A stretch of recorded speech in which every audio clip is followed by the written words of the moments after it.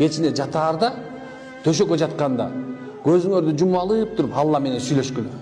О Алла, сен мени билесиң, сен мени көрүп турасың, мени тилектеримди аткарып бергин. О Алла, мени жөн эле чытап салба.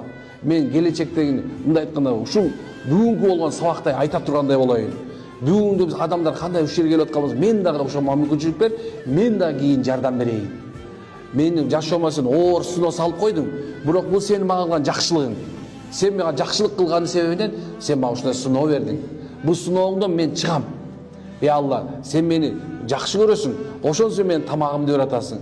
Жакшы көрөсүң, ошо мага кийимиңди берип атасың. Сен мени жакшы көрөсүң, ошонун себебинен со үйүмдү берип атасың. Сен мени жакшы көрөсүң, ошон үчүн сен мага уйку берип атасың. Сен мени жакшы көрөсүң, ошон сен мени уктатып атасың. Сен мени жакшы көрөсүң, ошон сен илим берип атасың. Алла Таала кайрылгыла, Алла Таала. Анткени Алла Таала айтат го, силер мага кайрылгыла, мага дуа кылгыла. Мен силерди унуткан жокмун. Мен силерге берем. Силерди мен дайым дагы жакшы көрөм. Алла Таала чыдабайт экен эч качан. Пендесин чыдап коет деп ойлобош керек, эч ким мүмкүн эмес. Жакшы дагы, жаман дагы бир гана Алладан болот.